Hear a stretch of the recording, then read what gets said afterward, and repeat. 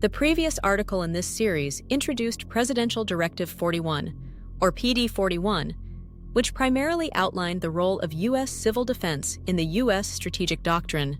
It also linked to other directives and studies, comparing the capabilities of the U.S. Civil Defense Plan with the Soviet Union's Civil Defense Plan. The previous article also included a series of evaluative summaries of the Soviet civil defense system, which U.S. national security officials concluded were considerably more capable than similar U.S. plans, as the Soviets had invested more and created a more formalized structure throughout their government. Despite this, U.S. officials concluded that the Soviet program was insufficient to significantly alter the strategic balance of the prevailing nuclear deterrent. The prevailing nuclear deterrent was mutual assured destruction. Even in the limited nuclear war doctrines that initially avoided the population centers, the underwritten threat was that these targets, called counter-value targets, would be held out as a point of leverage or a hostage to prevent further escalation by either side. The doctrine made sense in a strange way. As if a country's population is destroyed, so goes the entire nation. What government, American or Soviet, would risk its own destruction, thereby achieving the ultimate deterrence? The logic, of course, breaks down in a limited war scenario where one side could see itself losing in a limited exchange and either face defeat or push up the escalation chain up to and including a counter-value attack. If civil defense proved effective, it could be one of the only technically viable methods during the Cold War to protect the population by relocating entire population and disperse them across large swaths of the rural U.S. and Soviet Union. The U.S. officials had concluded that if the Soviet Union had a week to prepare for a nuclear war, it could evacuate its cities and reduce its casualties by 83% versus a 2-hour surprise attack window. The similar U.S. program was deemed significantly less capable.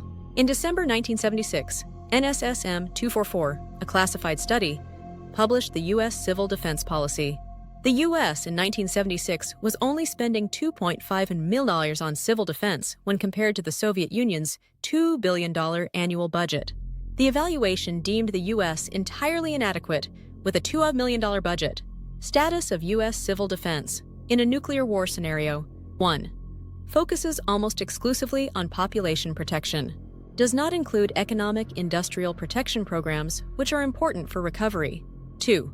With only a 1-week notice, only a few million could be expected to survive without a civil defense program. 3.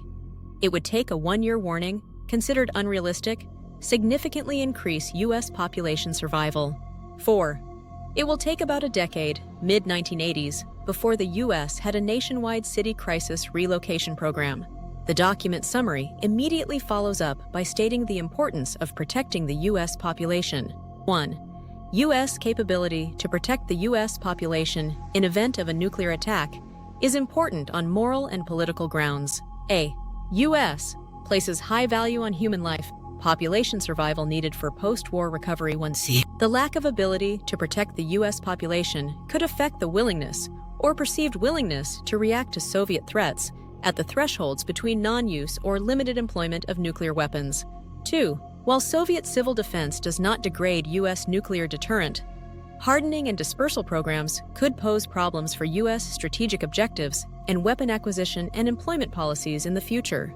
The above gets to the point that civil defense is at least needed to keep the U.S. population engaged and politically supporting the U.S. administrations. Should the populace in a democratic republic perceive their government neglecting their protection, they might demand a shift in U.S. nuclear, foreign, and overall defense policies. The succeeding administrations would create a change in the strategic world balance and cede the Cold War initiative to what was seen as an aggressive and encroaching Soviet Union. Whether this was a real concern, an overblown concern, or a self-serving interest of the defense establishment is up for a separate debate. The importance of saving a population for the existence of a nation or in a post-war recovery cannot be understated, as the population represents labor in one of the 4 economic factors of production. But the civil defense, as admitted, does not have a program to save critical industries and infrastructure needed for the other factors of production.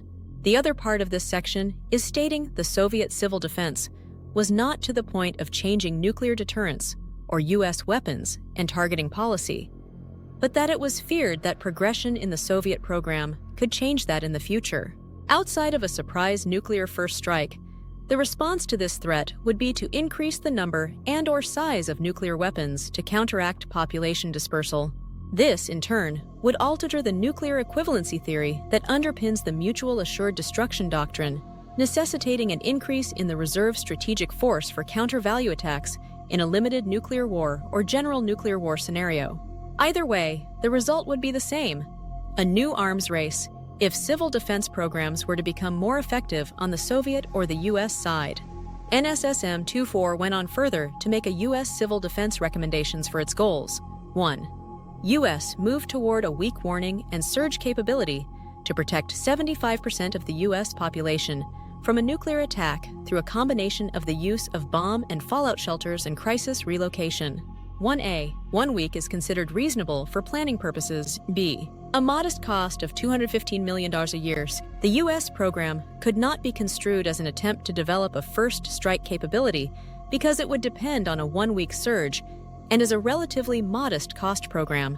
The point is that a more robust U.S. program could not be viewed as a first strike development capability, as a 1-week crisis relocation program would telegraph the possibility of a first strike, thus negating the possibility.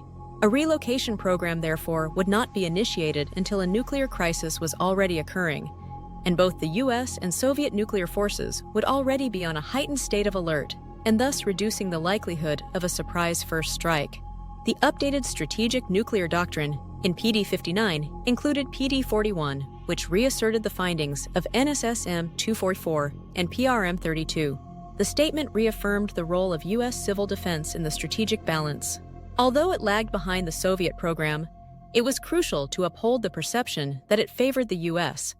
This perception was crucial to prevent the Soviet Union from coercing the U.S. with a nuclear threat.